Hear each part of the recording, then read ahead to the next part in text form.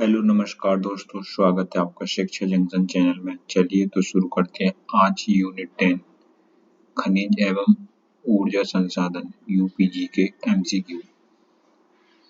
पहला क्वेश्चन है, निम्नलिखित में से कौन सा कोयला आधारित बिजली संयंत्र उत्तर प्रदेश में स्थित है?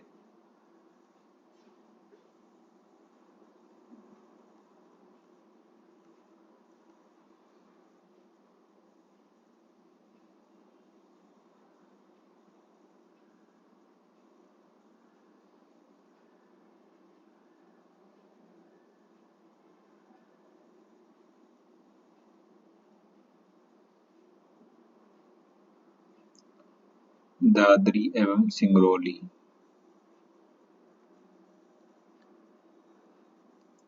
उत्तर प्रदेश में कोयला आधारित बिजली संयंत्रों की संख्या 6 है, जो क्रमशः सिंगरौली, दादरी, रिहंद, फिरोजगांदी, ऊंचाहार, टांडा, मेजा है। Darlipalli Orissa, Singrauli Sonbhadra UP, Dadri Gautam Buddh Nagar UP, Rihand Sonbhadra UP, Firozshahgadi Unchahar Raebareli UP, Tanda Ambedkar Nagar UP, Vindhyachal Madhya Pradesh. सूची 1 को सूची 2 से सुमेलित कर सही उत्तर चुनिए। नीचे दिए गए कोट चुनिए।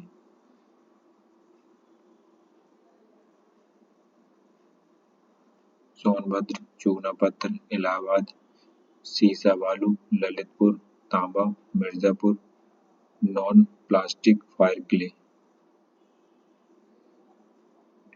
सोनभद्र, चूनापत्थर, प्रयागराज, सीसा बालू, ललितपुर, तांबा, Mirzapur, non plastic fire clay.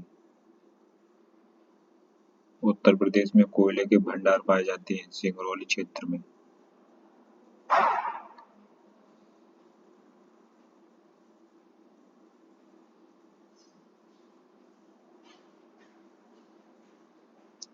Sonbhadra के सिंगरौली क्षेत्र में कोयले के भंडार पाए जाते हैं। उल्लेखनीय है कि कोयले के प्रमाणित भंडार की दृष्टि से उत्तर प्रदेश का देश में 9वां स्थान है। सिंगरौली कोयला क्षेत्र सोनघाटी कोयला क्षेत्र के अंतर्गत आता है। इस क्षेत्र में मुख्यतः मध्य प्रदेश का सीधा जिला तथा अंशतः उत्तर प्रदेश का सोनभद्र जिला पड़ता है। सूची 1 का सूची 2 से सुमेलित कीजिए तथा सूचियों के नीचे दिए गए कोटों के सही उत्तर चुनिए। सूची 1, सूची 2। Granite Banda, dolomite Sonbhadra, silica sand Prayagraj, bauxite Chitrakoot. Granite Banda, dolomite Sonbhadra, silica sand Prayagraj, bauxite Chitrakoot. Uttar Pradesh के निम्न जनपदों को उनमें पाए जाने वाले खनिज से सुमेलित कीजिए तथा सही उत्तर चयन कीजिए दिए गए कोट से।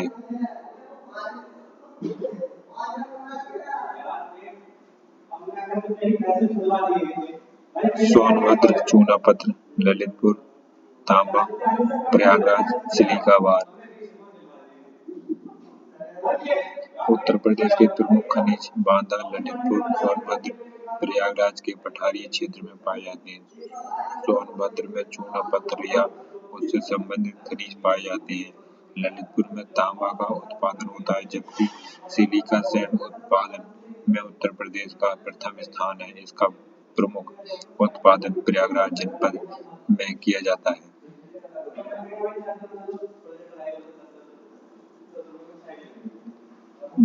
सोनभद्र जनपद में निम्नलिखित धातुओं में से कौन सी पाई जाती है? नीचे दिए कोड का सही उत्तर ज्ञात कीजिए। यूरेनियम तो ललितपुर में पाया जाता है। एंडालूसाइट, पायराइट, डोलोमाइट, ये तीनों। भारत के कुल खनिज उत्पादन का 3.7% उत्तर प्रदेश करता है। सोनभद्र जनपद में एंडालूसाइट्स, पायराइट्स, डोलोमाइट्स एवं मिर्जापुर में संगमरमर, चूना पत्थर तथा ललितपुर में यूरेनियम, रॉक, फॉस्फोएट, तांबा, डायस्पोर, प्लेटिनियम, पैलेडियम, ग्रेनाइट आदि खनिज पाए जाते हैं। उत्तर प्रदेश का एकमात्र जिला है जिसमें सिर्फ यूरेनियम पाया जाता है, ललितपुर ओनली।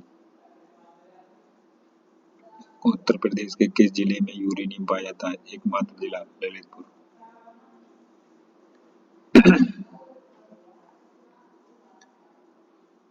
यूरेनियम प्रकृति में पाए जाने वाले सभी तत्वों में सबसे भारी तत्व है जो उत्तर प्रदेश के ललितपुर में पाया जाता है, की खोज 1789 ईस्वी में क्लाप्रॉट द्वारा पिच ब्लेड नामक अयस्क से की गई थी।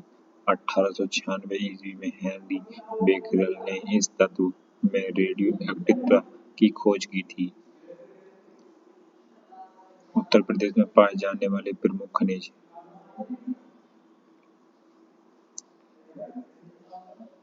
लाइमस्टोन तथा डोलोमाइट। उत्तर प्रदेश में पाए जाने वाले प्रमुख खनिज bauxite, diaspore, limestone, dolomite, gypsum, चूना पत्थर, मैग्नेसाइट, ओकर, गेरू, फास्फोरस, पायरोक्साइट, सिलिका सैंड्स व कोयला है। ग्रेनाइट पट्टियां तथा स्लेब बनाए जाते हैं।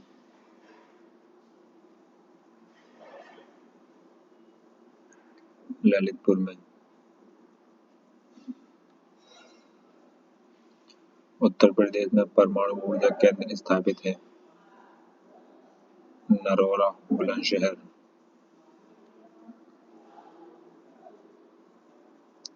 नरोरा परमाणु शक्ति परियोजना उत्तर प्रदेश के बुलंदशहर जिले के नरोरा नामक स्थान पर गंगा के निकट स्वदेशी डिजाइन, उन्नत दाबयुक्त तथा भारी जल आधारित 440 मेगावाट क्षमता वाले 2 रिएक्टर वर्ष 1991-92 में से कार्यरत हैं।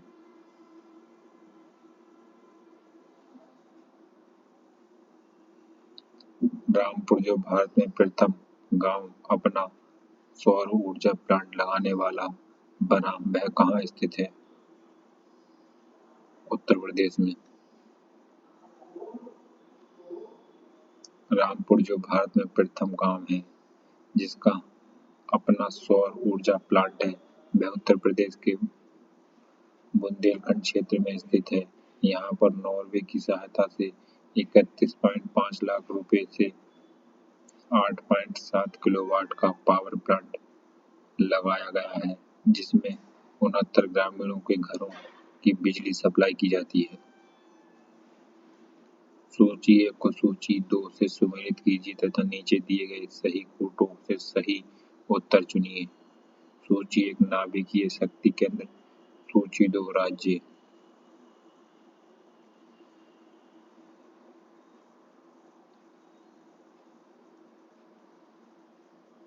कोटा राजस्थान,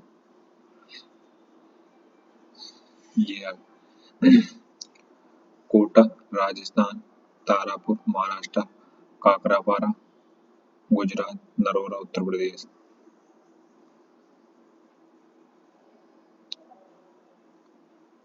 कोटा रावतभाटा नाभिकीय संयंत्र राजस्थान, तारापुर नाभिकीय संयंत्र महाराष्ट्र, काकरापारा नाभिकीय संयंत्र गुजरात, नरोरा नाभिकीय संयंत्र उत्तर प्रदेश, कैगा नाभिकीय संयंत्र कर्नाटक। सूची 1 को सूची 2 से सुमेलित कीजिए तथा सूचियों के नीचे दिए गए कोड से सही उत्तर चुनिए। सूची 1 राज्य, सूची 2 अणु शक्ति केंद्र। अभी पढ़ा था गुजरात रावतभाटा, गुजरात काकरापारा, कर्नाटक कैगा, राजस्थान काकरापारा, उत्तर प्रदेश नरोरा।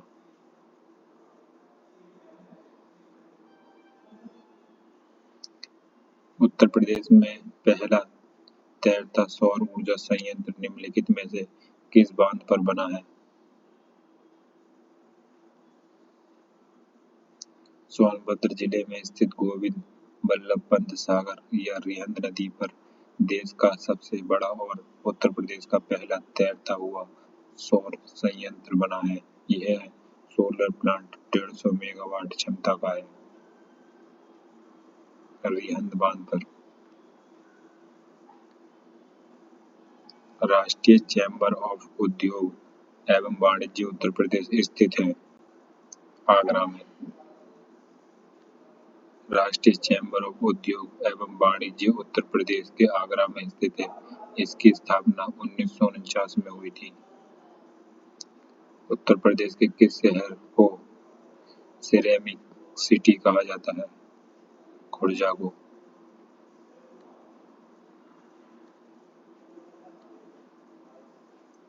खुर्जा भारत के उत्तर प्रदेश राज्य को बुलंदशहर जिले में स्थित है। खुर्जा को सिरेमिक सिटी के नाम से भी जाना जाता है।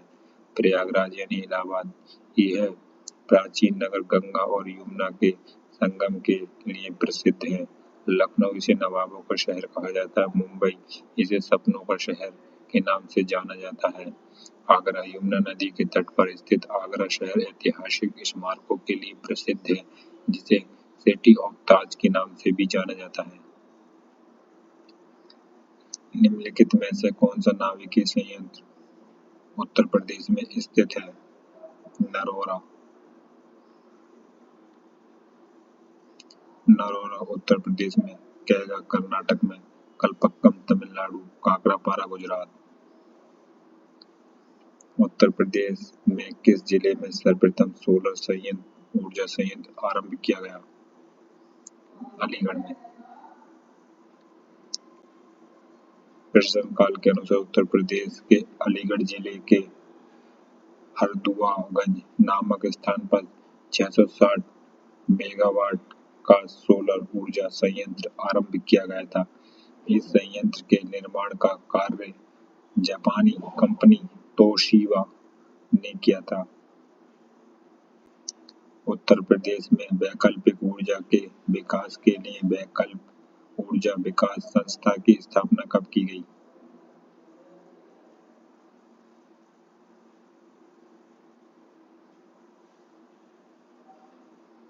उत्तर प्रदेश में ऊर्जा स्रोत विभाग के अधीन एक स्वशासीय संस्था के रूप में वैकल्पिक ऊर्जा विकास संस्थान की स्थापना वर्ष 1983 में की गई थी। इस संस्था द्वारा वैकल्पिक ऊर्जा के विभिन्न कार्यों यथा solar cooker, solar water heater, solar प्रकाश यंत्र, सोलर पावर बैंकिंग आदि पारंपरिक ऊर्जा के दोहन हेतु उपयुक्त तकनीकों के विकास एवं प्रसार के लिए विभिन्न योजनाओं को क्रियान्वित किया जा रहा है। उत्तर प्रदेश में वह कौन सा एकमात्र क्षेत्र है जहां तांबा पाया जाता है? ललितपुर। तांबा उत्तर प्रदेश के ललितपुर जिले के सोन तराई क्षेत्र में पाया जाता है। तांबा मुख्यतः आग्नेय एवं अपसादी चट्टानों से मिलता है, जिसमें 3 से 6% तक तांबा पाया जाता है। ललितपुर जिले में ही यूरेनियम के सीमित भंडार की खोज की गई है। मथुरा, डिगबोई और पानीपत में परिष्करणशालाएं किसके द्वारा स्थापित की गई हैं? इंडियन ऑयल कॉर्पोरेशन लिमिटेड द्वारा। मथुरा, डिगबोई और पानीपत में परिष्करणशालाएं इंडियन ऑयल कॉर्पोरेशन लिमिटेड द्वारा स्थापित की गई हैं। बेराइट्स तथा एंड्यूल्यूसाइड्स उत्तर प्रदेश के किस जिले में पाए जाते हैं? सोनभद्र में।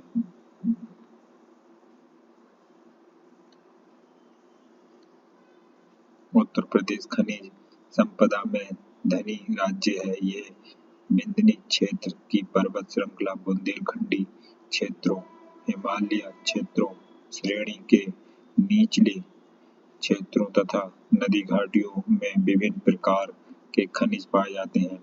उत्तर प्रदेश में पाए जाने वाले कुछ खनिज एवं उनके प्राप्ति स्थान निम्नलिखित हैं: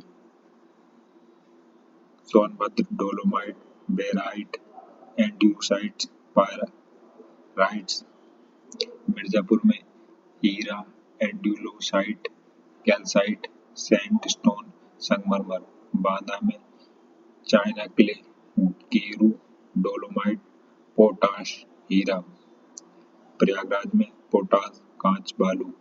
ललितपुर में सोना, बॉक्साइट, रॉक, फॉस्फेट, लोहा, यूरेनियम, तांबा। झांसी में फेल्सपार, जिप्सम, डायस्पोर, सेलखड़ी, खड़िया, पोटाश। तो दोस्तों ये यूनिट हुई हमारी कंप्लीट। अब नेक्स्ट यूनिट करते हैं, यूनिट 11 परिवहन। गंगा नदी के निम्नलिखित में से किस भाग को राष्ट्रीय जलमार्ग घोषित किया गया है? राष्ट्रीय जलमार्ग घोषित किया है प्रयागराज से हल्दिया तक।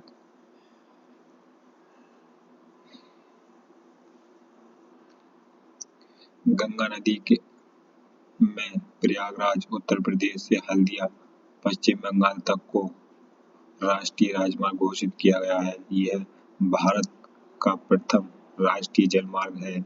इसकी लंबाई 1620 किलोमीटर है।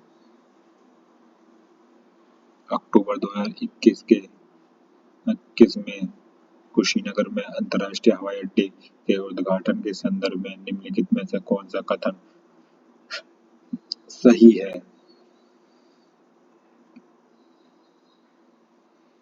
लैंड करने वाली पहली उद्घाटन फ्लाइट श्रीलंकाई एशियाई की थी। हाँ ठीक है। कुशीनगर उत्तर प्रदेश का चौथा अंतर्राष्ट्रीय हवाई अड्डा बना है। नहीं, ये नहीं बना, बस पहला सही है।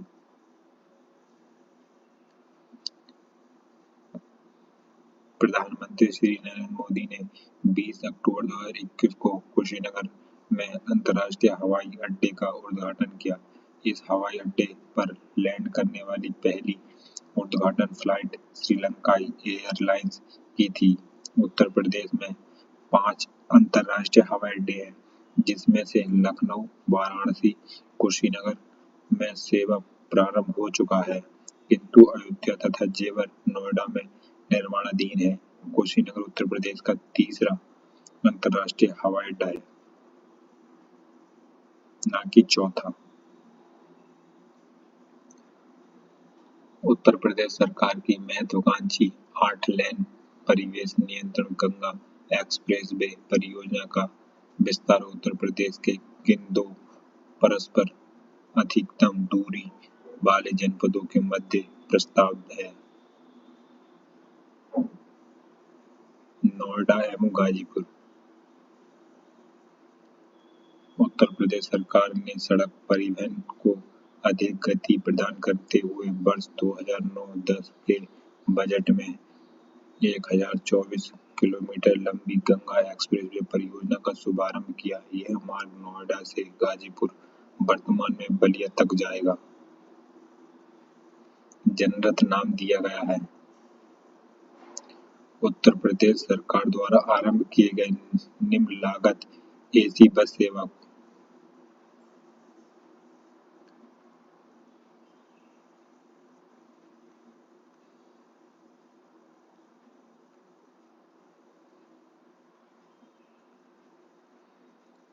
उत्तर प्रदेश सरकार द्वारा प्रारंभ किए गए निम्न लागत एसी बस सेवा को जनरथ नाम दिया गया है।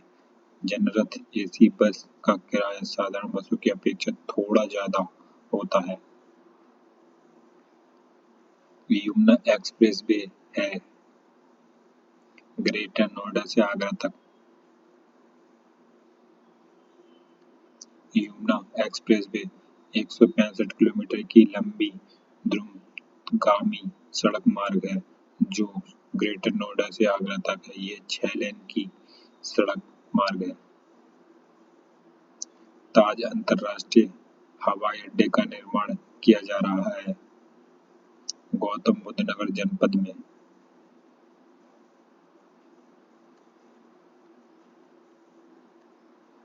ताज अंतर्राष्ट्रीय हवाई अड्डे का निर्माण गौतम बुद्ध नगर जनपद के जेवर तहसील में किया जा रहा है।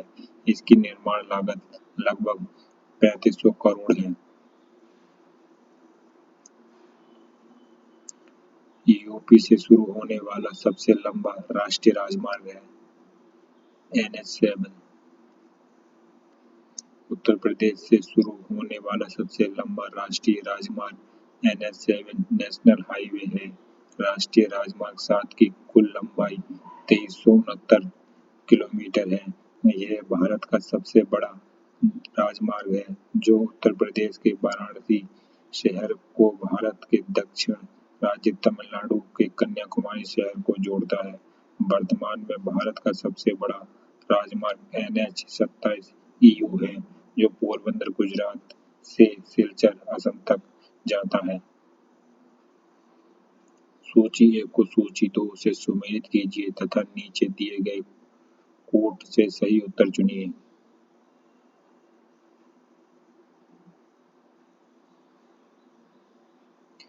बमरौली, इलाहाबाद, चकेरी, कानपुर, हिंडौन, गाजियाबाद, फुर्सतगंज, रायबरेली। हवाई अड्डा एवं सूची। 1 नगर बमरौली हवाई अड्डा इलाहाबाद प्रयागराज में, चकेरी हवाई अड्डा कानपुर में, हिंडौन हवाई अड्डा गाजियाबाद में, फुर्सतगंज हवाई अड्डा रायबरेली में।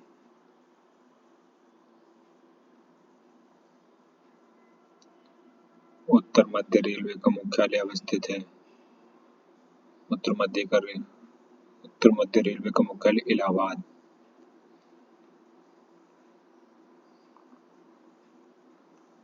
उत्तर प्रदेश में पूर्वांचल एक्सप्रेसवे मार्ग निम्नलिखित में से किस नगर से नहीं गुजरेगा? बस्ती। उत्तर प्रदेश के चंदसराय से गाजीपुर के औदरिया तक लगभग 341 किलोमीटर लंबाई वाला पूर्वांचल एक्सप्रेसवे मार्ग उत्तर प्रदेश के 9 जिलों में निर्बाध आवाजाही सुनिश्चित करेगा। 14 जुलाई 2018 को प्रधानमंत्री द्वारा उद्घाटित पूर्वांचल एक्सप्रेसवे मार्ग उत्तर प्रदेश के लखनऊ, बाराबंकी, अमेठी, सुल्तानपुर, अयोध्या, अम्बेडकर नगर, आजमगढ़, मऊ और गाजीपुर को जोड़ेगी। यह मार्ग बस्ती से नहीं गुजरेगा। आगरा लखनऊ एक्सप्रेसवे की लंबाई लगभग है 300 किलोमीटर। आगरा लखनऊ एक्सप्रेसवे की लंबाई 302 किलोमीटर है। आगरा लखनऊ एक्सप्रेसवे प्रवेश नियंत्रण एवं एलिवेटर है। यह आगरा के इनर रिंग रोड से प्रारंभ होकर फिरोजाबाद, मैनपुरी, इटावा, औरैया, कन्नौज, हरदोई, कानपुर नगर, उन्नाव होते हुए लखनऊ में समाप्त हो जाती है। सूची 1 को सूची 2 से सुमेलित कीजिए तथा नीचे दिए गए कोटों से सही उत्तर चुनिए। नगर हवाई अड्डा लखनऊ, अमौसी, वाराणसी, बाबतपुर, कानपुर, चकेरी, आगरा, खेरिया।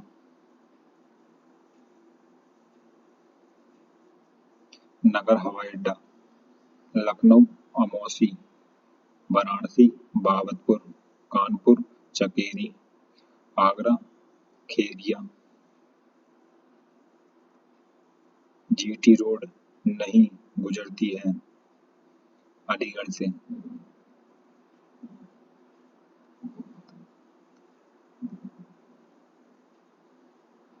जीटी रोड को वर्तमान में राष्ट्रीय राजमार्ग 19 NH19 पुराना मार्ग NH2 कहा जाता है जो दिल्ली से कोलकाता के बीच स्थित है। जीटी रोड अलीगढ़ से होकर नहीं गुजरती है। यह आगरा, फिरोजाबाद, इटावा, कानपुर, फतेहपुर, प्रयागराज, वाराणसी, मुगलसराय, कोलकाता तक जाती है।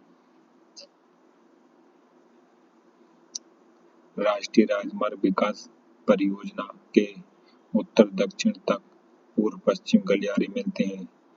झांसी में राष्ट्रीय राजमार्ग विकास परियोजना के तहत बनने वाली उत्तर दक्षिण गलियारा श्रीनगर को कन्याकुमारी से तथा पूर्वी पश्चिम गलियारा सिलचर को पोरबंदर से जोड़ता है।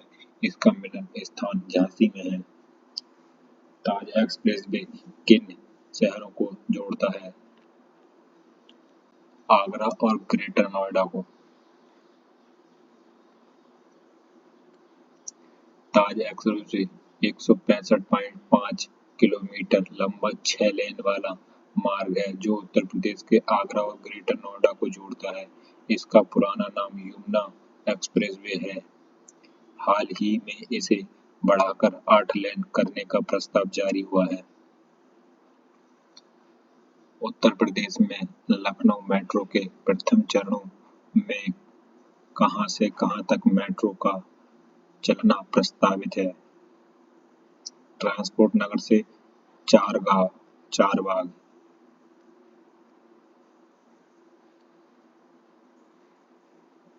उत्तर प्रदेश में लखनऊ मेट्रो प्रथम चरण में ट्रांसपोर्ट नगर से चारबाग तक चलाई गई थी।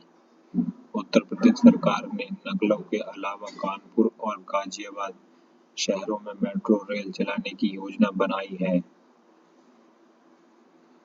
उत्तर प्रदेश राज्य में यमुना एक्सप्रेसवे निम्नलिखित किन दो शहरों को जोड़ने के लिए बनाया गया है? आगरा और Noida Yamuna expressway. Yamuna expressway greater Noida से आगरा 165.53 किलोमीटर तक 6 लेन की सड़क का निर्माण अप्रैल 2001 में गठित यमुना एक्सप्रेसवे औद्योगिक विकास प्राधिकरण द्वारा build operator and transport BOT model परियोजना के अंतर्गत जेपी इंफ्राटेक लिमिटेड द्वारा कराया गया है। उत्तर प्रदेश सरकार की यमुना एक्सप्रेसवे का उद्घाटन मुख्यमंत्री अखिलेश यादव द्वारा कब किया गया था? 9 अगस्त 2012। उत्तर प्रदेश में यमुना एक्सप्रेसवे का उद्घाटन 9 अगस्त 2012 को मुख्यमंत्री अखिलेश यादव द्वारा किया गया था। जनता के लिए खोल दिया गया था। इस एक्सप्रेसवे को 120 किलोमीटर प्रति घंटा की स्पीड के लिए डिजाइन किया गया है। इसकी लागत 12,839 करोड़ रुपए है। यह एक्सप्रेसवे गौतम बुद्ध नगर, अलीगढ़, मथुरा व आगरा जिले से होकर गुजरती है।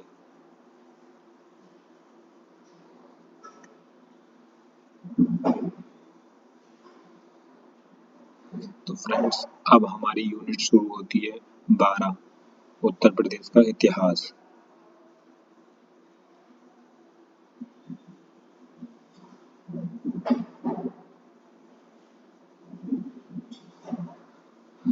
उन्नीस सौ 24 में संयुक्त प्रांत वर्तमान उत्तर प्रदेश के किस शहर में संपूर्ण भारत से क्रांतियों की बैठक बुलाई गई थी?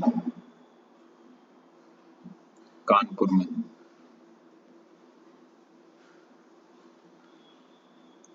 1924 में संयुक्त प्रांत वर्तमान उत्तर प्रदेश के कानपुर शहर में संपूर्ण भारत के क्रांतिकारियों की बैठक का आयोजन किया गया। साथ ही हिंदुस्तान रिपब्लिक एसोसिएशन (HRA) नामक क्रांति संगठन की स्थापना की गई, जिसके संस्थापक सदस्यों ने सचिंद्र नाथ सान्याल, रामप्रसाद बिस्मिल, जोगेश चंद्र चटर्जी, चंद्रशेखर आजाद शामिल थे।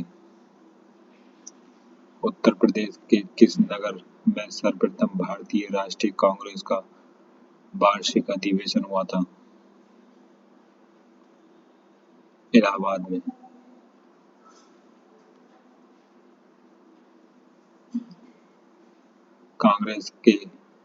उत्तर प्रदेश में कांग्रेस का सर्वप्रथम अधिवेशन इलाहाबाद में आयोजित हुआ था। यह कांग्रेस का चौथा अधिवेशन था जो वर्ष 1988 में संपन्न हुआ। इसके अध्यक्ष जॉर्ज मूल थे। वर्ष 1892 तथा 1910 में भी कांग्रेस का अधिवेशन इलाहाबाद में आयोजित हुआ। उल्लेखनीय है कि बनारस में 1905 में तथा लखनऊ में 1899 में, 1916 तथा 1936 में, कानपुर में 1925 में अधिवेशन हुए। उत्तर प्रदेश में कांग्रेस के टोटल इलाहाबाद शहर में टोटल 3 अधिवेशन हुए, जिसमें से पहला हुआ था 1992 में 1892 में,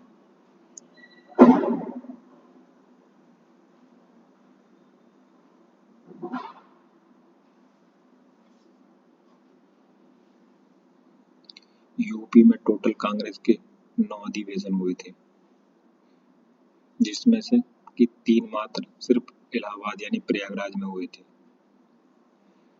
उत्तर प्रदेश में वैष्णववाद के संकादिक संप्रदाय का संस्थापक कौन था?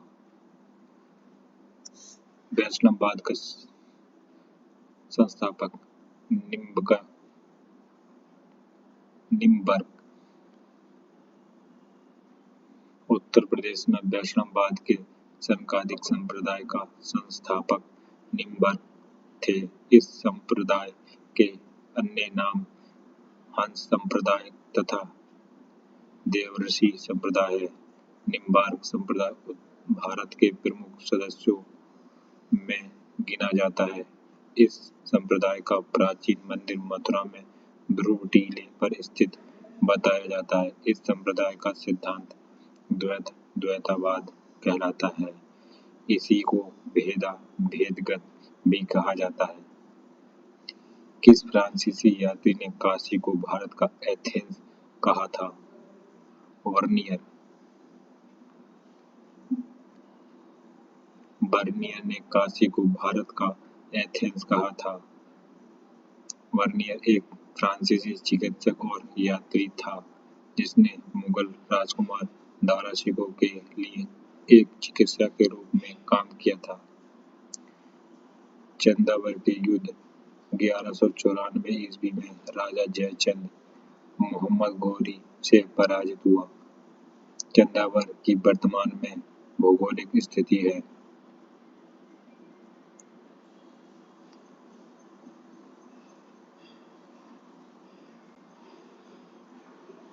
उत्तर प्रदेश में चंदावर के युद्ध 1194 ईस्वी में राजा जयचंद मोहम्मद गौरी से पराजित हुआ। चंदावर वर्तमान में उत्तर प्रदेश के इटावा जनपद में यमुना नदी के तट पर स्थित है।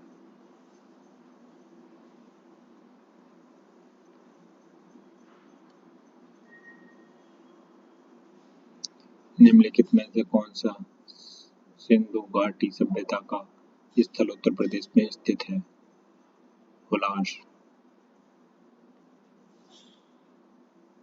ओलास उत्तर प्रदेश के सहारनपुर जिले में अवस्थित सिंधु घाटी सभ्यता का स्थल है। रोपड़ पंजाब में, बनवाली हरियाणा में और मांडा जम्मू में स्थित सैंधव कालीन स्थल है। निम्नलिखित में से कौन सा एक क्रांतिकारी काकोरी ट्रेन कांड से संबंधित नहीं है? खुदीराम बोस।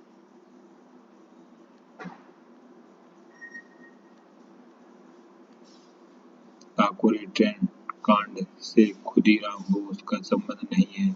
30 अप्रैल 1908 को खुदीराम बोस तथा प्रफुल्ल कुमार चकित ने किंग्सफोर्ड की गाड़ी पर बम फेंकने के आरोप में खुदीराम बोस को 11 अगस्त 1908 को लगभग 18 वर्ष की आयु में मुजफ्फरनगर जेल में फांसी दी गई थी। जबकि काकोरी कांड में राजेंद्र लहरी, रोशन सिंह, राम प्रसाद बिस्मिल, अशफाक उल्लाह खां तथा चंद्रशेखर आजाद सक्रिय रूप से संबंधित थे।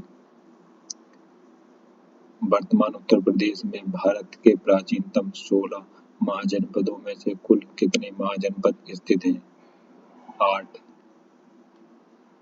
बौद्ध ग्रंथ अंगुत्तर निकाय के अनुसार 6वीं शताब्दी ईसा पूर्व में भारतवर्ष 16 महाजनपदों में बटा हुआ था।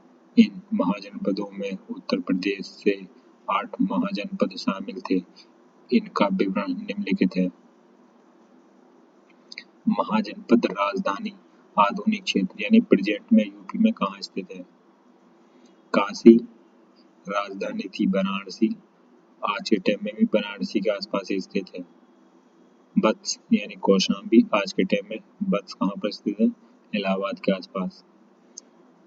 कौशल श्रावस्ती, आज का फैजाबाद यानी अयोध्या। मल कुशीनगर देवरिया के आसपास। चेदी शक्तिमती यानी बुंदेलखंड के आसपास, यानी बुंदेलखंड और यूपी के बीच का जो बुंदेलखंड क्षेत्र कहलाता है वहां पर। कुरु इंद्रप्रस्थ यानी दिल्ली के आसपास का जो क्षेत्र है वहां पर। मेरठ दिल्ली थानेसर के आसपास का क्षेत्र। सुरसेन मथुरा, मथुरा के आसपास का क्षेत्र। पांचाल अहिच्छत्र बरेली बदायूं फर्रुखाबाद।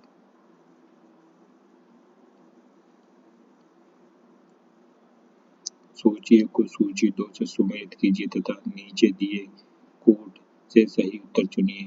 सूची 1 उत्तर प्रदेश के प्राचीन जनपद। सूची 2 राजधानी।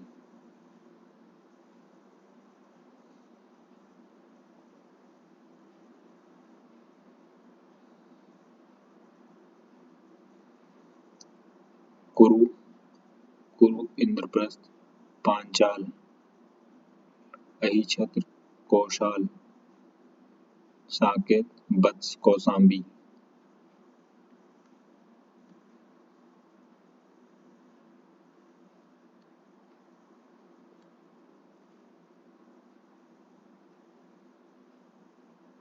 नवाब शुजाउद्दौला की बेगम का प्रसिद्ध मकबरा बहू बेगम का मकबरा निम्नलिखित में से किस स्थान पर अवस्थित है? फैजाबाद।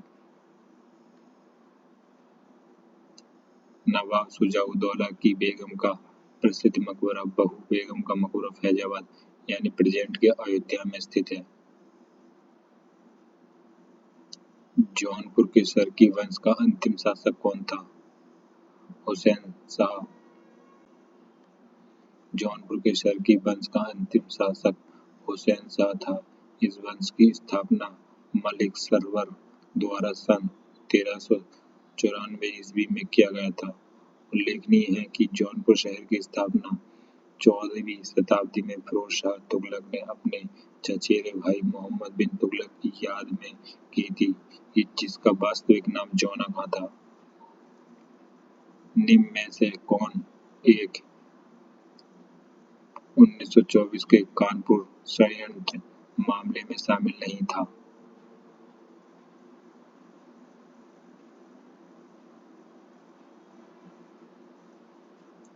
एम.ए. अंसारी। 1920 के दशक में भारत में समाजवादी तथा मार्क्सवादी विचारधारा का उदय हुआ, जो रूसी क्रांति 1917 से काफी हद तक प्रभावित था। 17 मार्च 1924 के कानपुर षड्यंत्र का मामला भारत के कम्युनिस्ट की क्रांतिकारी गतिविधियों से संबंधित था। कानपुर षड्यंत्र से में मुजफ्फर अहमद, नलिनी गुप्ता, शौकत उस्मानी, एस.ए. डोंगे शामिल थे। इन सभी पर आरोप लगाया गया कि ये सभी हिंसक क्रांति द्वारा ब्रिटिश भारत की संप्रभुता के प्रतीक राजा सम्राट की पूरी तरह से वंचित करने की मांग कर रहे थे। एम.ए. अंसारी कानपुर षड्यंत्र में शामिल नहीं थे। हड़प्पा सभ्यता का स्थल मांडी भारत के किस राज्य में स्थित है?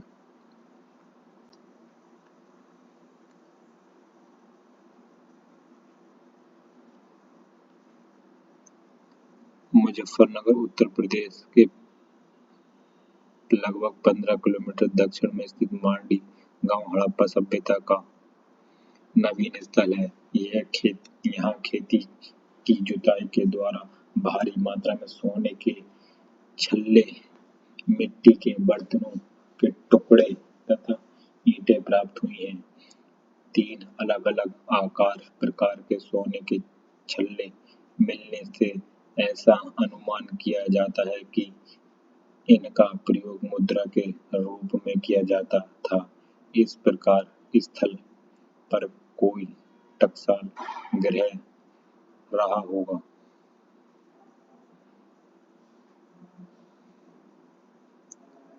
शेरशाह सूरी का अंतिम अभियान निम्नलिखित में से किस राजा के विरुद्ध था? कालिंगर राज्य के विरुद्ध। शेरशाह सूरी का अंतिम विजय अभियान 1545 ईस्वी में कालिंगर के विरुद्ध था। इसी अभियान के दौरान एक बम गोला फटने से उसकी मृत्यु हो गई। कन्नौज का युद्ध 1540 में दारा शिकोह और हुमायूं के मध्य हुआ, जिसमें शेरशाह सूरी विजय रहा।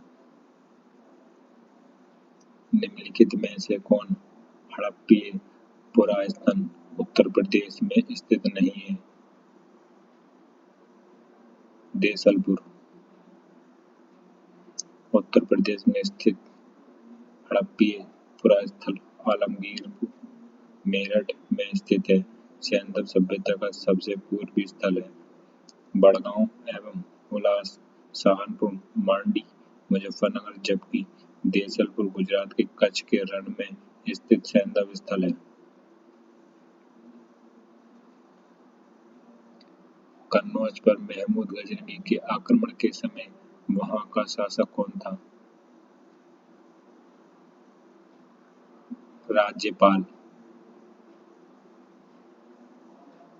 कन्नौज पर महमूद गजनवी 1018 ईस्वी में आक्रमण के समय गुर्जर प्रतिहार वंश का शासक राज्यपाल था, जो आक्रमण के भय से कन्नौज छोड़कर बारी बाडी दुर्गा में जाकर छिप गया।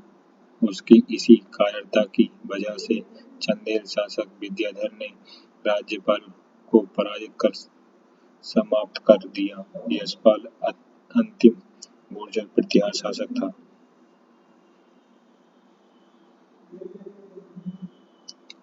मध्यकाल में उत्तर प्रदेश के किस जनपद को शिक्षा का केंद्र होने के कारण सिराज-ए-हिंद कहा जाता था?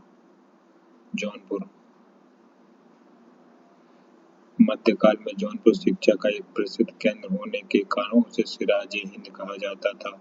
शेरशाह सूरी एवं मलिक मोहम्मद जैसी ने जौनपुर में ही शिक्षा प्राप्त की थी। बीबी राज बेगम का मदरसा जौनपुर की प्रसिद्ध शिक्षण संस्था थी, जिसका निर्माण सरकी शासक महमूद शाह की पत्नी बीबी रजा ने करवाया था। निम्नलिखित में से किस वर्ष प्रयागराज यानी उत्तर प्रदेश के किले पर अंग्रेजों का अधिकार स्थापित हुआ?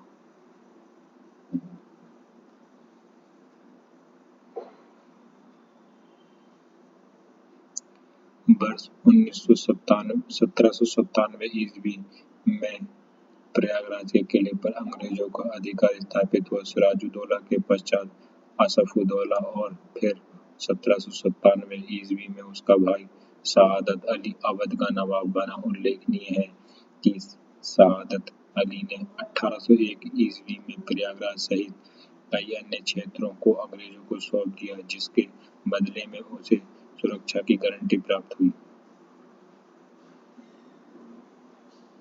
उत्तर प्रदेश के विभिन्न स्थानों में आयोजित भारतीय राष्ट्रीय कांग्रेस के अधिवेशन के संदर्भ में सूची 1 को सूची 2 से सुमेलित कीजिए तथा नीचे दिए गए कोड का प्रयोग करके सही उत्तर का चयन कीजिए।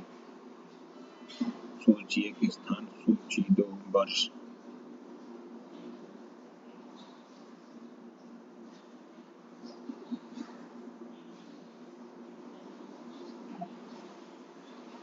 मेरठ 1946, कानपुर 1925, लखनऊ 1916, बनारस 1905।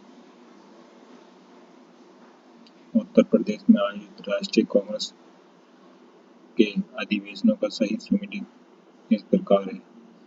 मेरठ में 55वां 1946 में जेबी कृपलानी जिसके अध्यक्ष थे। कानपुर में 41वां 1925 में सरोजिनी नायडू जिसके अध्यक्ष थी। लखनऊ में 32वां 1916 में अंबिका चरण मजूमदार। बनारस में 21वां 105वां गोपाल कृष्ण गोखले। निम्नलिखित में से किस वर्ष वर्तमान उत्तर प्रदेश का प्राय संपूर्ण क्षेत्र बंगाल प्रेसिडेंसी से अलग करके आगरा प्रेसिडेंसी के अधीन कर दिया गया था? 1835 ईस्वी में। सन 1835 ईस्वी में उत्तर प्रदेश के संपूर्ण क्षेत्र को बंगाल प्रेसिडेंसी से अलग करके आगरा प्रेसिडेंसी के अधीन कर दिया गया और यहाँ एक अलग गवर्नर की नियुक्ति की गई। उत्तर प्रदेश का क्षेत्र कई वर्षों तक बंगाल प्रेसिडेंसी के अधीन रहा। यह गवर्नर जनरल का शासन था। निम्नलिखित में से कौन सही सुमेलित नहीं है? पूर्व मध्यकालीन उत्तर प्रदेश के शहर वर्तमान अवस्थित।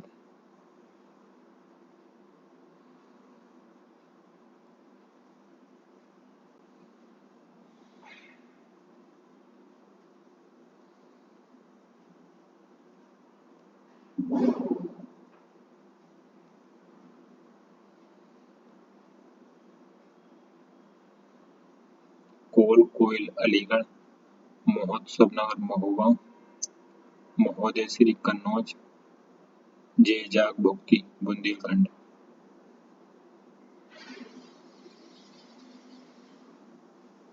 डी सही सुमेलित नहीं है। निम्नलिखित में से किसे नगर महोदय श्री के नाम से जाना जाता है? कन्नौज को। अंग्रेजों के विरुद्ध बनारस विद्रोह का नेतृत्व किसने किया था? राजा चेत सिंह ने। अंग्रेजों के विरुद्ध बनारस विद्रोह 1780 से 81 का नेतृत्व राजा चेत सिंह ने किया था। वॉरेन हेस्टिंग ने 1778 में राजा चेत सिंह से 5 लाख रुपए युद्ध कर के रूप में मांगा। चेत सिंह द्वारा मांगी गई रकम न देने पर वॉरेन हेस्टिंग से उसे गिरफ्तार कर लिया। फलस्वरूप चेत सिंह के सैनिकों ने इस दुर्व्यवहार पर विद्रोह कर दिया। हेस्टिंग ने इस विद्रोह को सफलता से दबा दिया तथा चेत सिंह के भतीजे महीप नारायण को राजा बना दिया, जिसने 40 लाख रुपए वार्षिक कंपनी को देना स्वीकार कर लिया। काकोरी संयंत्र केस में प्रधान आरोपी पंडित राम प्रसाद बिस्मिल को उत्तर प्रदेश के किस शहर में फांसी दी गई थी? गोरखपुर। 19 दिसंबर 1927 को पंडित राम प्रसाद बिस्मिल को गोरखपुर जेल में काकोरी संयंत्र केस के आरोप में फांसी दी गई थी।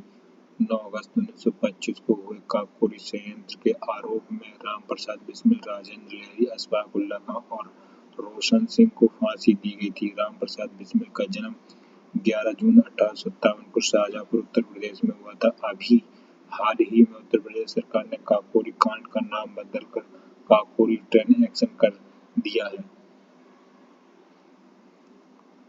उत्तर प्रदेश में स्वाधीनता आंदोलन के समय ही एक अन्य एका वृद्ध जन आंदोलन प्रारंभ हुआ, जिसका नेतृत्व किया था मदारी पासी ने। अवध का एक आंदोलन हरदोई जिले तथा उत्तरी अवध के पश्चिम जिले में 1921 के अंत में एवं 1922 के आरंभ में मदारी पासी एवं सहदेव के नेतृत्व में चलाया गया था। इस आंदोलन को चलाने का उद्देश्य लगान को नगद रूप से रूपांतरित करवाना था। एका आंदोलन हरदोई, बहराइच, बाराबंकी और सीतापुर जिले में चलाया गया। इस आंदोलन में सभा स्थल पर गंगा की सौगंध दी जाती थी कि किसान निर्धारित लगान से 1 पैसा भी अधिक लगान नहीं देंगे। अखिल भारतीय किसान सभा की स्थापना हुई थी लखनऊ 1936 में।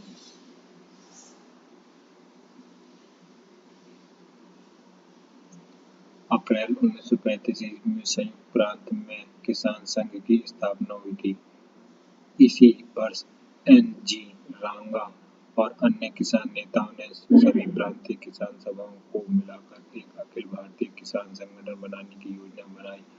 अपने इसी उद्देश्य को आगे बढ़ाते हुए किसान नेताओं ने 11 अप्रैल 1936 ईस्वी को लखनऊ में अखिल भारतीय किसान सभा की स्थापना की। स्वामी सहजानंद सरस्वती इसके अध्यक्ष तथा प्रोफेसर एन.जी. रंगा इसके महासचिव चुने गए। अखिल भारतीय किसान सभा को जवाहरलाल नेहरू ने भी संबोधित किया। इस अधिवेशन में 1 सितंबर 1936 ईस्वी को किसान दिवस के रूप में मनाने का निर्णय किया गया।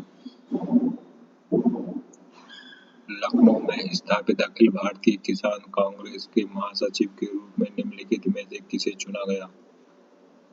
एन.जी. रंगा को। उत्तर प्रदेश की संस्कृति का एक ऐतिहासिक पूर्व काल है। इसमें निम्नलिखित में से कौन सम्मिलित है?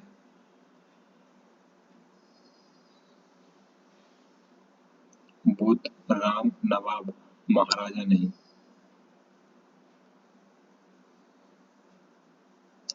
उत्तर प्रदेश की संस्कृति के ऐतिहासिक पूर्व काल में बुद्ध, राम तथा नवाब शामिल हैं। अवध राज्य का ब्रिटिश साम्राज्य में विलय हुआ था 1856 ईस्वी में।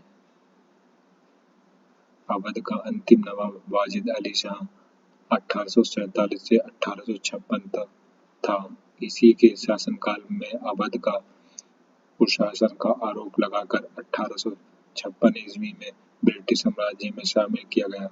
डलहौजी ने अपने व्यंग्य सिद्धांत के अंतर्गत सर्वप्रथम 1848 ईस्वी में सतना राज्य को ब्रिटिश साम्राज्य में मिलाया, जिसके बाद जोधपुर, उदयपुर, झांसी, नागपुर को ब्रिटिश साम्राज्य का अंग बनाया।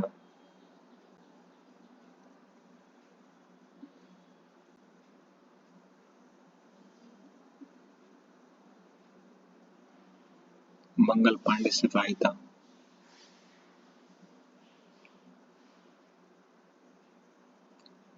इसमें ऑप्शन में 34वीं इन्फेंट्री तो दे ही नहीं रखा है, जो कि गलत है। यहाँ पर कहीं है ही नहीं। मंगल पांडे 1827 से 1857 बैरकपुर की छावनी में 34वीं बंगाल इन्फेंट्री की पैदल सेना के 1446 नवंबर के सिपाही थे। मंगल पांडे 1857 ईस्वी के प्रथम स्वतंत्रता संग्राम के अग्रदूत माने जाते हैं। मंगल पांडे कितने नंबर के सिपाही थे? 1446 नंबर के सिपाही थे।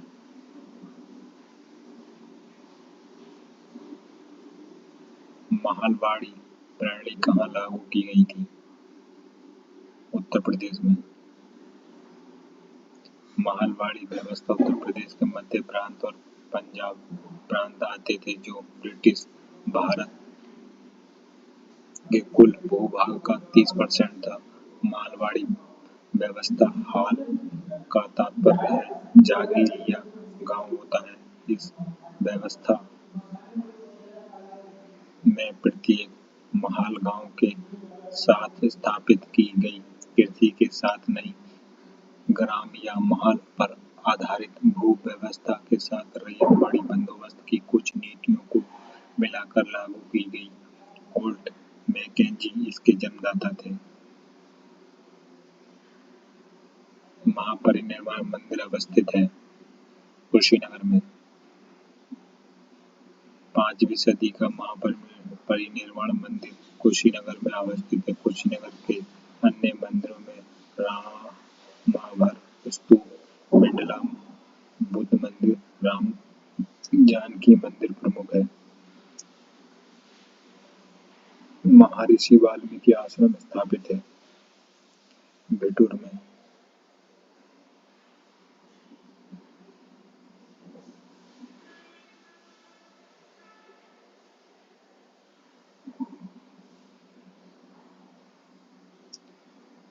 बेतुल उत्तर प्रदेश के कानपुर से 24 किलोमीटर दूर गंगा के किनारे पर बसा है। इसे प्राचीन काल में ब्रह्माव्रत तीर्थ कहा जाता था।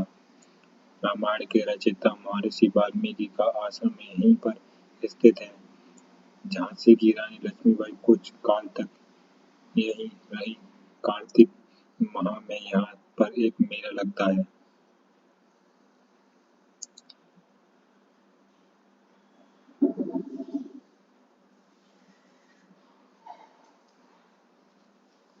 कांटी जालौन में ही ब्यास व नरसिंह टीले हैं।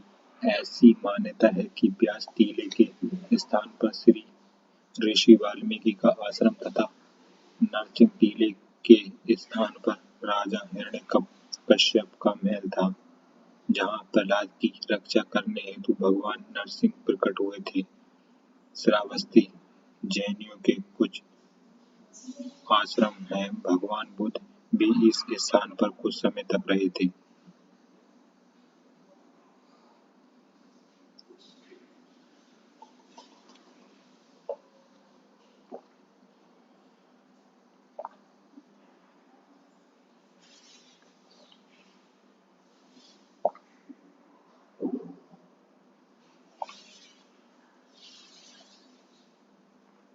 वह प्राचीन स्थल जहाँ 60,000 मुनियों की सभा में संपूर्ण महाभारत कथा का वाचन किया गया था। नैमिषारण्य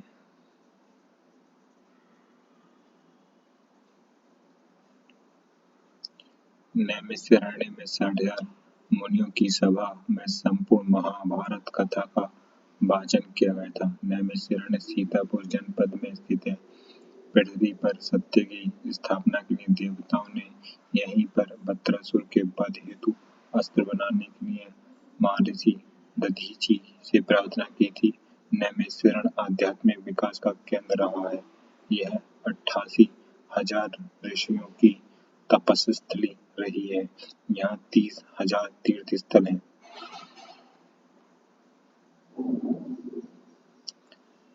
प्रसिद्ध नैमिषारण्य तीर्थ जनपदों में से किस एक में उपस्थित है? सीतापुर। सूची 1 को सूची 2 से सुमेलित कीजिए और सूचियों के नीचे दिए कोड को प्रयोग करते हुए सही उत्तर चुनिए। उत्तर प्रदेश में ऐतिहासिक इमारत सूची 1 स्थान। चौसा का युद्ध। चौसा गुंबद जालौन में स्थित है। जामा मस्जिद मुरादाबाद में स्थित है। बुद्ध स्तूप कुशीनगर में स्थित है। कामतगिरी पर्वत चित्रकूट में स्थित है।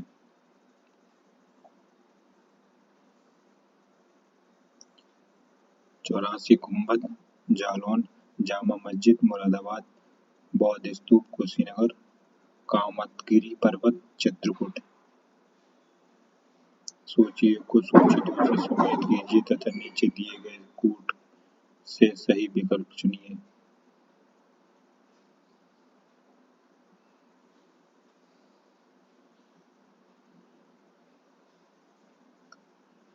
कौशाम्बी घोसीताराम मठ कुशीनगर, रामाभर स्तूप सारनाथ, धमेक स्तूप श्रावस्ती, सहित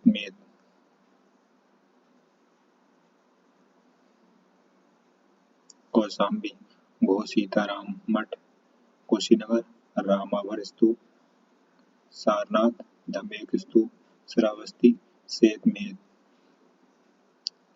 निम्नलिखित में से अमीर खुसरो किस स्थान से संबंधित है?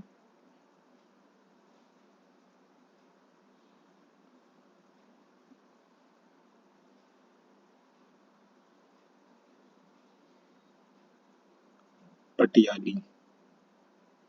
अमीर खुसरो का वास्तविक नाम अब्दुल हसन यामुद्दीन मोहम्मद था। इनका जन्म उत्तर प्रदेश के कासगंज जिले के पटियाली नामक स्थान ग्राम में हुआ था। खुसरो को हिंदुस्तानी खड़ी बोली का पहला लोकप्रिय कवि माना जाता है, जिन्हें तूतीय हिंद के नाम से भी जाना जाता है।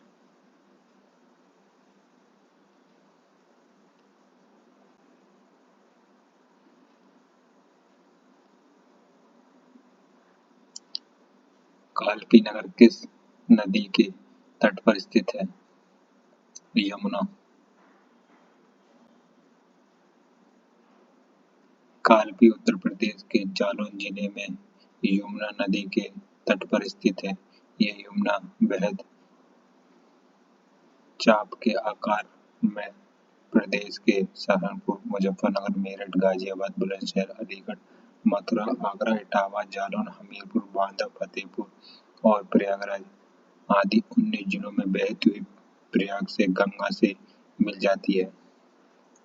उत्तर प्रदेश का प्राचीनतम जीवांत नगर है वाराणसी।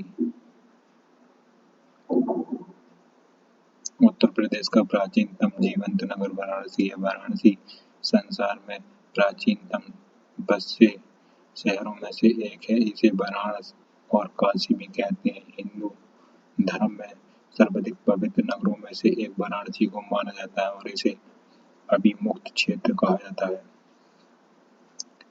गुप्त काल में टेराकोटा पक्की ईंटों से बना भीतरगांव मंदिर उत्तर प्रदेश के कानपुर में स्थित है। भीतरगांव उत्तर प्रदेश के कानपुर जिले में स्थित है। यहाँ गुप्तकालीन मंदिर के अवशेष उपलब्ध हैं जो गुप्तकालीन वास्तुकला के समुद्र सुंदर नमूने में से एक है। ईंटों का बना यह मंदिर अपनी सुरक्षित तथा उत्तर ढांचे में ढली ईंटों के कारण विशेष रूप से प्रसिद्ध है। इसकी छत शिखरमय है तथा बाहर की दीवारों के तोखों में मणिमयी मूर्तियां दिखाई पड़ती हैं। वाराणसी के विश्वनाथ मंदिर का निर्माण द्वारा किया गया है, रानी अहिल्याबाई के द्वारा।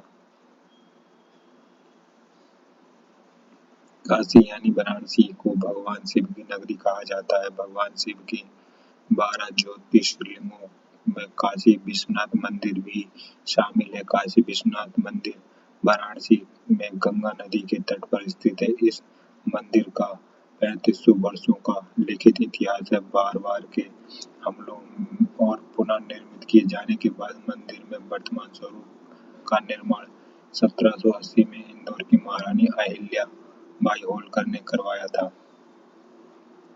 महर्षि वाल्मीकि का आश्रम ब्रह्मावर्त में स्थित जो वर्तमान में उत्तर प्रदेश के बिठूर में स्थित है।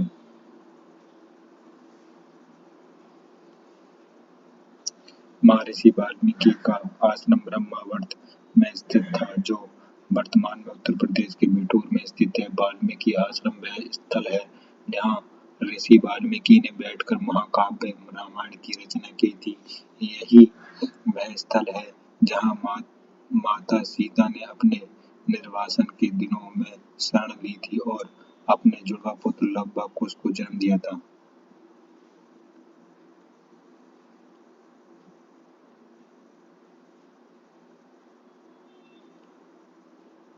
आगरा की मोती मस्जिद का निर्माण द्वारा करवाया गया था।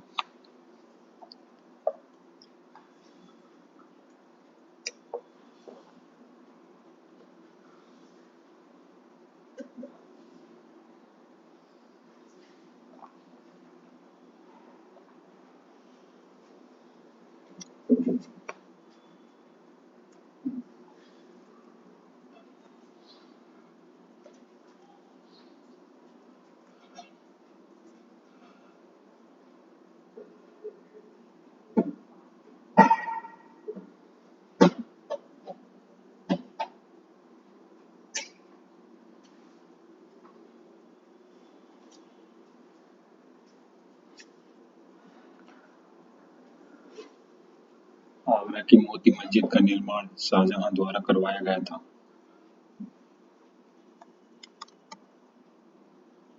आगरा किले में स्थित मोती मस्जिद चमकता हुआ मोती का निर्माण आगरा शाहजहां ने करवाया था। मोती मस्जिद को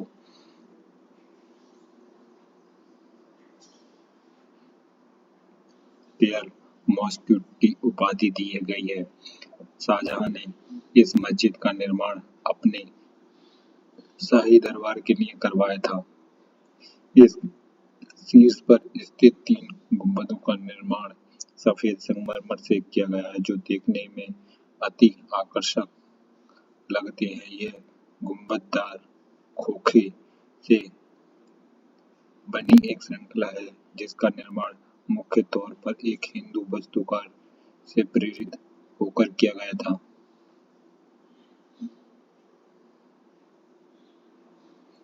फर्रुखाबाद में गंगा नदी के किनारे मुगल घाट का निर्माण बादशाह ने करवाया था।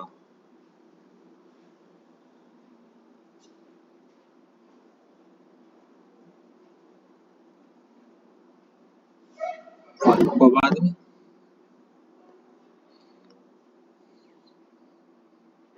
फर्रुखाबाद उत्तर प्रदेश का ऐतिहासिक शहर है, जिसमें गंगा यमुना तहजीब की परंपराओं द्वारा परिभाषित समृद्ध संस्कृति है, जो हिंदू और मुस्लिम सांस्कृतिक प्रथाओं, अनुष्ठानों, लोक एवं भाषाई परंपराओं को जोड़ता है। फर्रुखाबाद की स्थापना 1714 में नवाब मोहम्मद खान बंगश ने की थी। फर्रुखाबाद का नाम मुगल बादशाह फर्रुखसियार ने रखा था।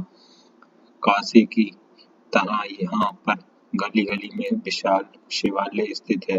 काशी की तरह यहाँ पांचाल घाट, घाटियाँ घाट, एक ऐतिहासिक विश्राम स्थल और पक्के घाट बने हुए हैं।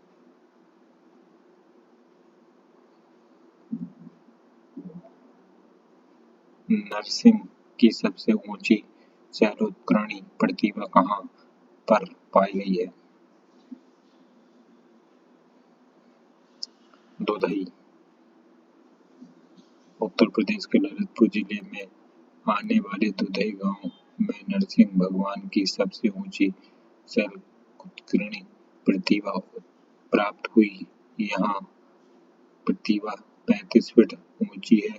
इस प्रतिमा का मुख्य शेर और शरीर मनुष्य का दिखाया गया है, जो हिरण्यकश्यप का वध कर रहे हैं। यहाँ पर गुप्तवंशी अनेक मूर्तियां और मंदिर मौजूद हैं। कुशीनगर बुद्धों के लिए महत्वपूर्ण है, क्योंकि गौतम बुद्ध यहाँ पर मरे थे। कुशीनगर बुद्धों के लिए महत्वपूर्ण स्थल है, क्योंकि गौतम बुद्ध ने यहाँ महापरिनिर्वाण यानी मोक्ष प्राप्त किया था। कुशीनगर प्राचीन काल में कुशीनगर में बुद्ध की मृत्यु 483 ईसा पूर्व में हुई थी। यहाँ पर बुद्ध के 8 स्तूपों में से एक स्तूप बना है, जिसे रामभर स्तूप कहा जाता है। यहाँ बुद्ध की अस्थियां रखी जाती हैं। काशी बुद्ध लोगों का एक लोकप्रिय पर्यटक स्थल है। यह रामभर स्तूप है।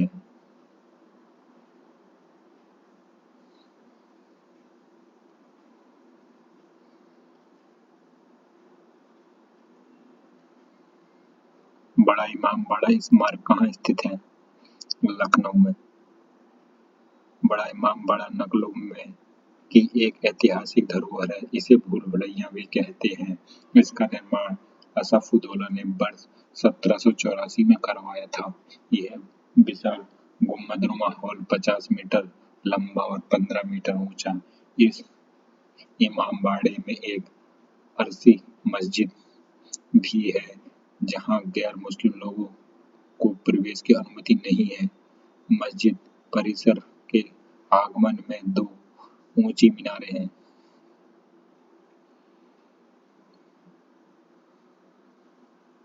घोसीताराम, जहां बुद्ध कुछ समय के लिए रुके थे, स्थित है कौशाम्बी में। घोसीताराम उत्तर प्रदेश के कौशाम्बी जिले में स्थित एक प्रसिद्ध उद्यान है। घोसीताराम उद्यान महात्मा बुद्ध के निवास के लिए बनवाया गया था। घोषित श्रेष्ठी घोषित का भगवान कौशाम्बी नगर के दक्षिण पूर्वी कोनों में स्थित है। मुंशी प्रेमचंद का जन्म कहाँ हुआ था? वाराणसी में। सम्राट उपन्यास सम्राट प्रेमचंद का जन्म काशी वाराणसी के निकट लमी नामक ग्राम में 31 जुलाई 1880 ईस्वी को हुआ था। इनके पिता अजायब राव डाक मुंशी थे, जो डाक विभाग के नौकरी करके परिवार का भरण पोषण करते थे। उन्होंने मधुरी तथा मर्यादा पत्रिकाओं का संपादन किया तथा हंस एवं जागरण नामक पत्र का प्रकाशन किया। भारतीय साहित्य जगत में उन्होंने उपन्यास सम्राट की उपाधि का से नवाजा गया। इनकी कुछ प्रसिद्ध कृतियां गोदान, कर्मभूमि, प्रेमाश्रय, रंगभूमि, गबन, निर्मला, प्रेम की बेदी, सेवा सदन, मानसरोवर, कहानी संग्रह हैं।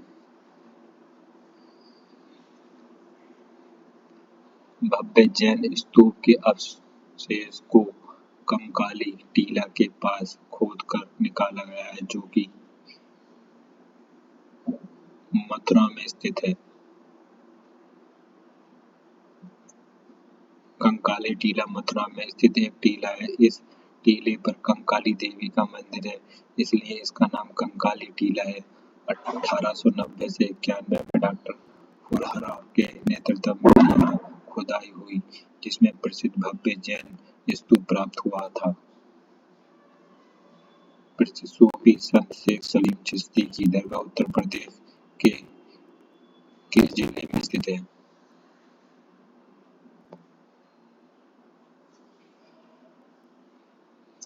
फतेहपुर सीकरी, उत्तर प्रदेश।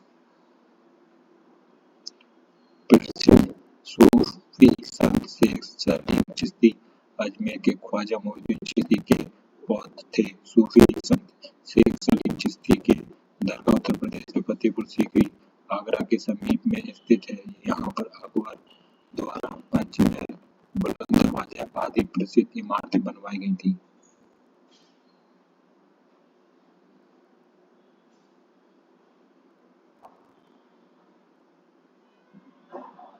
छठी शताब्दी ईसा पूर्व के दौरान मथुरा के आसपास का क्षेत्र को कहा जाता था।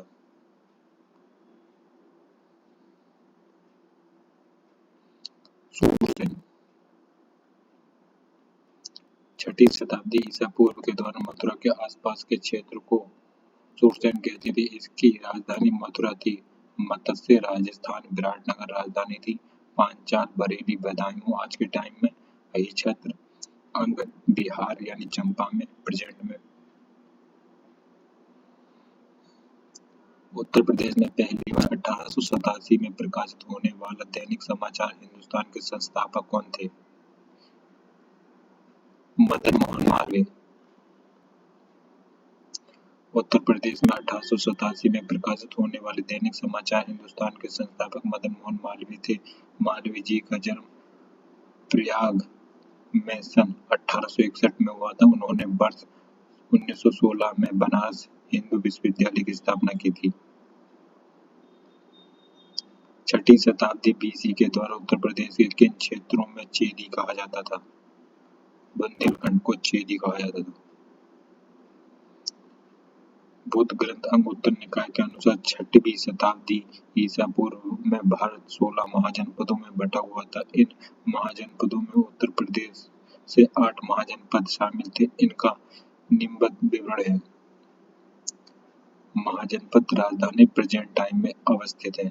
काशी, बनारस आज के टाइम में बनारस, बत्तस्य कौशाम्बी प्रेजेंट में इलाहाबाद यानी प्रयागराज, कौशल श्रावस्ती प्रेजेंट में अयोध्या फैजाबाद, मल कुशीनगर प्रेजेंट में देवरिया, चेदी शक्तिमती प्रेजेंट में बुंदेलखंड, कंबोज हाटक प्रेजेंट में राजौरी एवं हजारा के आसपास का क्षेत्र, सूरसेन मथुरा यानी प्रेजेंट का मथुरा, पांचाल अहिच्छत्र प्रेजेंट का बरेली, बदायूं फर्रुखाबाद।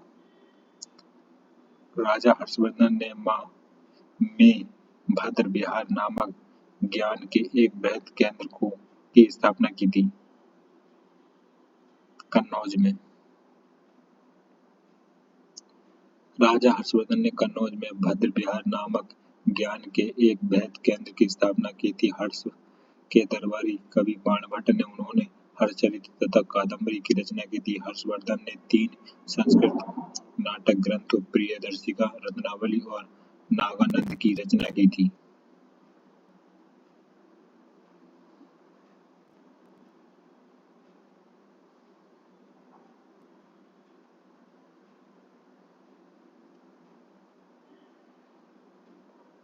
अशोक स्तंभ में उत्कीर्ण किए हुए शेर का मुख, जिसे भारत सरकार द्वारा राष्ट्रीय प्रतीक के रूप में अपनाया गया है, किस संग्रहालय से लिया गया है?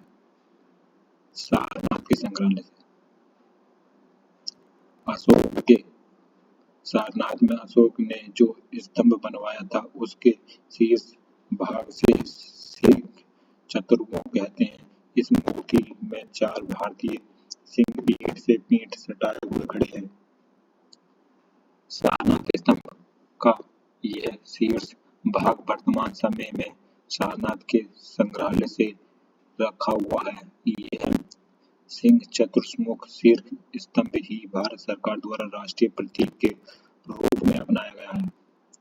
चंदेल शासकों के दौरान उत्तर प्रदेश का निम्नलिखित में से कौन सा क्षेत्र जेजाक भुक्ती या जयहोटी के नाम से जाना जाता था?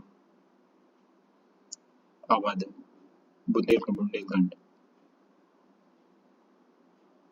जेजाक भुक्ती या जयहोटी एक वीर प्रस्ताविक भूमि रही है। ये भूमि उत्तर प्रदेश या आंशिक रूप से मध्य प्रदेश में पड़ती है। इसी पर चंदेल राजाओं का शासन हुआ करता था।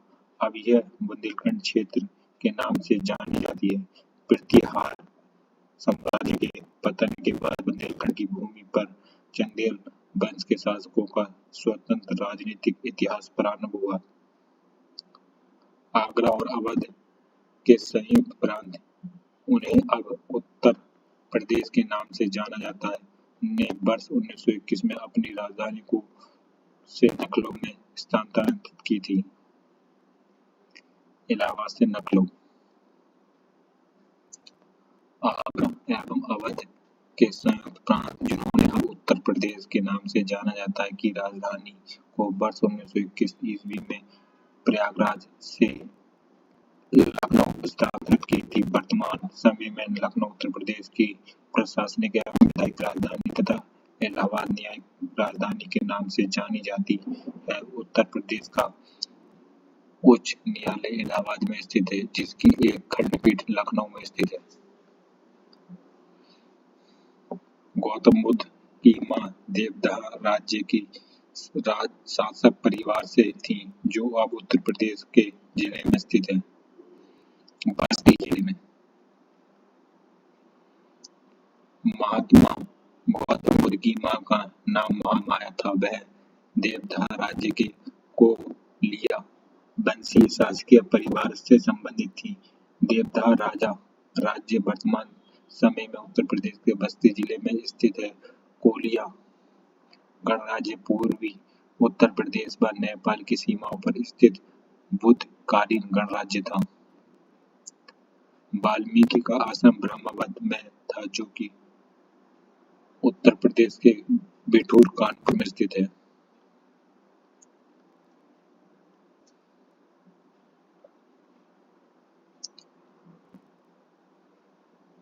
महर्षि वाल्मीकि आश्रम वह स्थल है जहाँ पर ऋषि वाल्मीकि ने बैठकर महाकाव्य रामायण की रचना की थी। महर्षि वाल्मीकि का आश्रम ब्रह्मवद में था, जो कि वर्तमान में बिठूर में स्थित है। बिठूर एक प्रसिद्ध हिंदू धार्मिक स्थल है, जो कि उत्तर प्रदेश के कानपुर में स्थित है। 1 जनवरी 1845 में उत्तर प्रदेश में नामक पहला हिंदी समाचार पत्र निकाला, जिसे गोविंद रघुनाथ ने संपादित किया था। बनारस अखबार। 1 जनवरी वर्ष 1845 को उत्तर प्रदेश राज्य से बनारस अखबार नामक पहला हिंदी समाचार पत्र निकला, जिसे गोविंद नारायण थत्ते ने संपादित किया था। अखबार के संचालन डायरेक्टर तथा शिव प्रसाद सितारे हिंद थे। हिंदी का प्रथम समाचार पत्र उद्दंड मार्दन तथा जिसका प्रकाशन 30 मई 1826 में कलकत्ता में शुरू किया गया था। इसके संस्थापक जुगल किशोर शुक्ल थे। इसी के उपलक्ष्य में 30 मई को हिंदी पत्रिका दिवस मनाया जाता है। भेड़कुंड कहाँ जहां अर्जुन ने द्रौपदी से शादी करने के लिए मछली को निशाना बनाया था, उत्तर प्रदेश के किस जिले में स्थित है? फर्रुखाबाद। भेड़कुंड जहां अर्जुन ने पांचाल नरेश द्रौपदी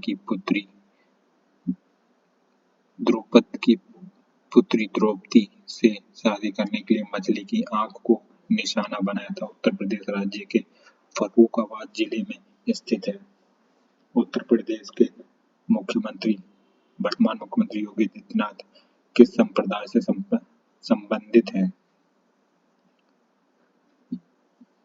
नाथ। योगी आदित्यनाथ का मूल नाम अजय बिष्ट है। इनका जन्म 5 जून 1972 में उत्तराखंड के पौड़ी गढ़वाल जिले में हुआ था। ये गोरखपुर के प्रसिद्ध गोरखनाथ मंदिर के महंत एवं राजनेता हैं एवं वर्तमान में उत्तर प्रदेश के 21वें मुख्यमंत्री हैं। ये हिंदू युवाओं के सामाजिक, सांस्कृतिक और राष्ट्रवादी समूह हिंदू वाहिनी के संस्थापक भी हैं। इनका संबंध नाथ संप्रदाय से है। सूफी कवि अमीर खुसरो का जन्म उत्तर प्रदेश के किस जिले में हुआ था? एटा। सूफी कवि अमीर खुसरो का जन्म 1253 ईस्वी में उत्तर प्रदेश के एटा जिले के पटियाला नामक ग्राम वर्तमान में कासगंज में हुआ था। उन्होंने तबला तथा खड़ी बोली का आविष्कार माना जाता है। उन्हें 8 सुल्तानों को शासन स्वयं देगा। बहू बेगम का मकबरा उत्तर प्रदेश के जिले में स्थित है।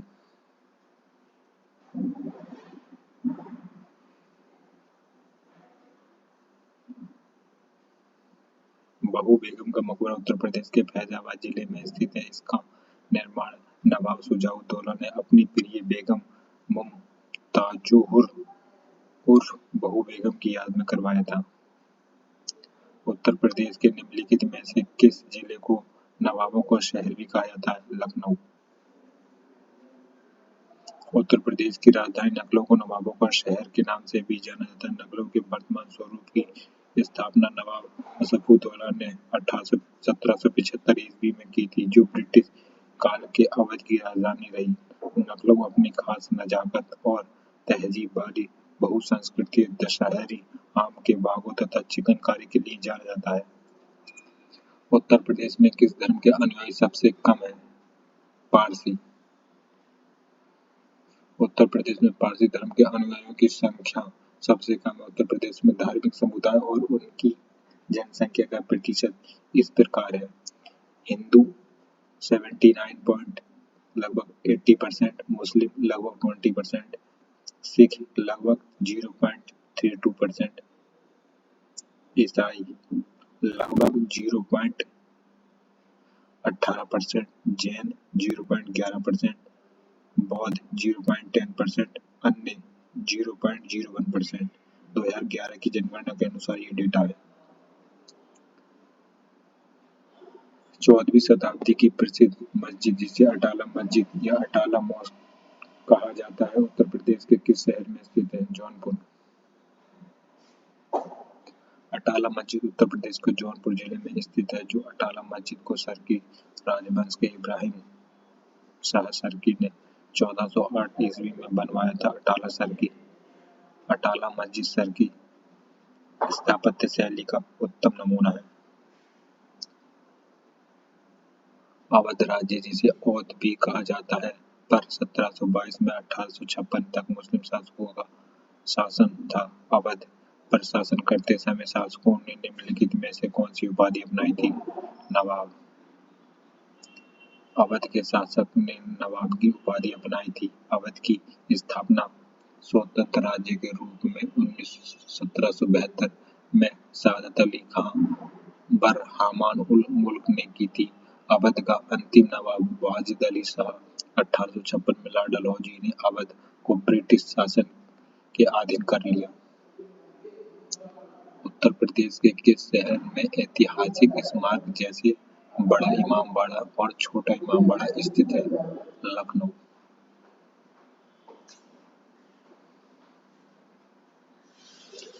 उत्तर प्रदेश के लखनऊ शहर में ऐतिहासिक स्मारक बड़ा इमामबाड़ा और छोटा इमामबाड़ा स्थित है। इसे भूल भुलैया भी कहते हैं। बड़ा इमामबाड़ा असफुद्दौला ने बनवाया था। इसमें आसिफी मस्जिद भी है, जहां पर गैर मुस्लिमों का प्रवेश वर्जित है। मस्जिद परिसर के आंगन में दो ऊंची ऊंची मीनारें हैं।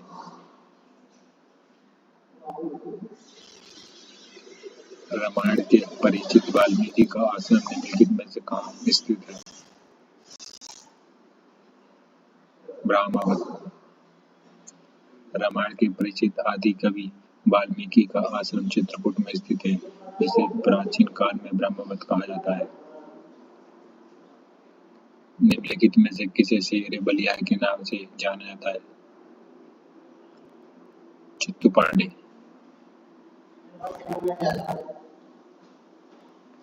चित्तू पांडे बंगाल के स्वतंत्रता सेनानी थे। उन्होंने शेर बलिया के नाम से जाना जाता है। उन्होंने वर्ष 1942 में बलिया में भारत छोड़ो आंदोलन में महत्वपूर्ण भूमिका निभाई थी। 10 अगस्त 1942 को बलिया में स्थापित अस्थायी सरकार का नेतृत्व किया था। अवध की रियासत से उस प्रसिद्ध योद्धा बेगम का नाम क्या है, जिन्होंने 1857 के विद्रोह में अंग्रेजों के साथ होने वाली लड़ाई में भाग लिया था? बेगम हजरत महल।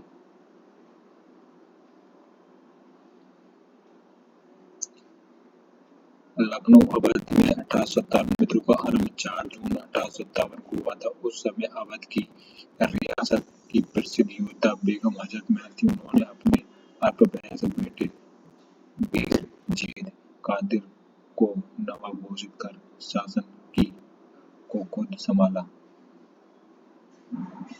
और सम्मानांतर सरकार की स्थापना की। अंत में सितंबर 1858 को कैंपबेल ने गोरखा रेजिमेंट की सहायता से लखनऊ पर पुनः अधिकार कर लिया।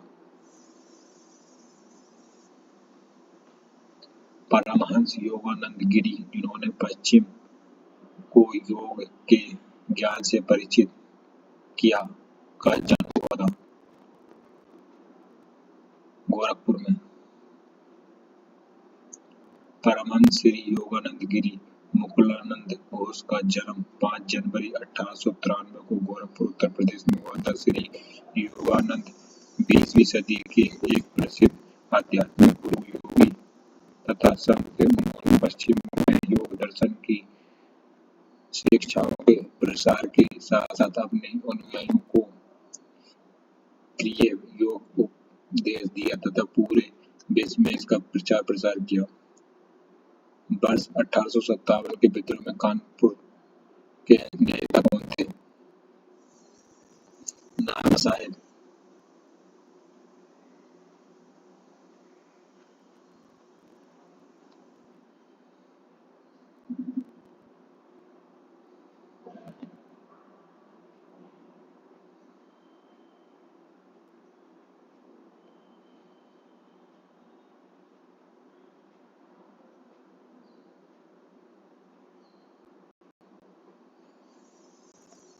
वर्ष 1857 में विद्रोह में कानपुर के नेता नाना साहेब थे। वर्ष 1857 में भारतीय विद्रोह, जिसे वर्ष प्रथम भारतीय स्वतंत्रता संग्राम सिपाही विद्रोह के नाम से जाना जाता है। इस विद्रोह के विभिन्न राजनीतिक, आर्थिक, धार्मिक, सैनिक तथा सामाजिक कारण बताए जाते हैं। ये ईस्ट इंडिया कंपनी के खिलाफ प्रथम व्यापक विद्रोह था। इस विद्रोह के कारण कुछ भारतीय सेना नेता रानी लक्ष्मीबाई, झांसी कुंवर सिंह, बिहार बहादुर शाह, दिल्ली नाना साहेब, कानपुर बेगम हजरत महल, लखनऊ आदि थे।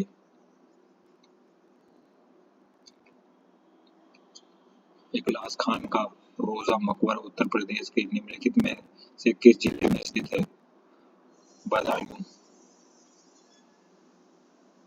इखलास खान का रोजा मकबरा उत्तर प्रदेश के बदायूं जिले में स्थित है।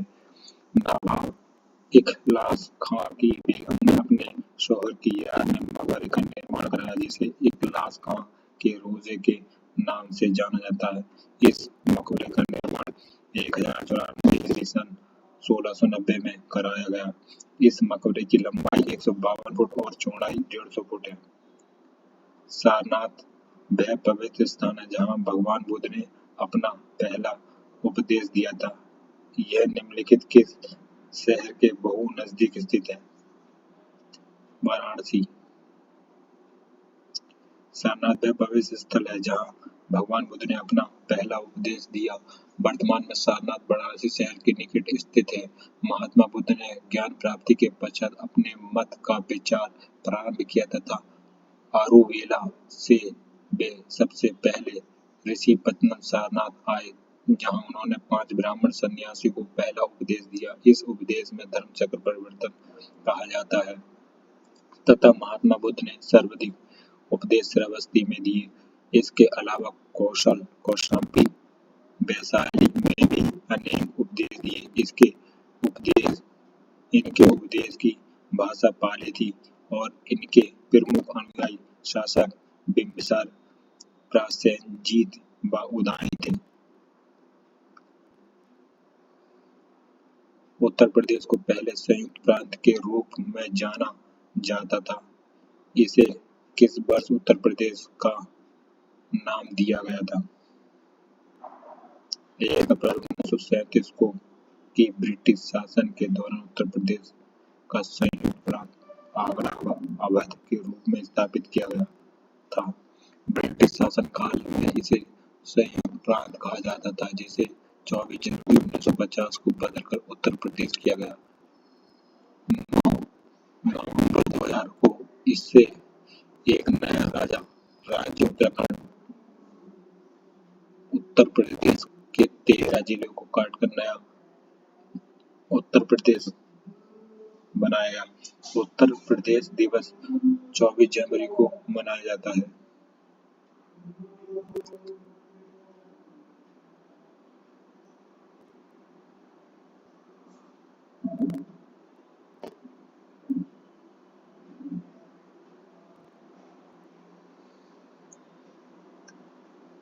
तो आज की यूनिट यहीं तक रखते हैं friends. Thanks for watching this video. Like, subscribe and comment this video.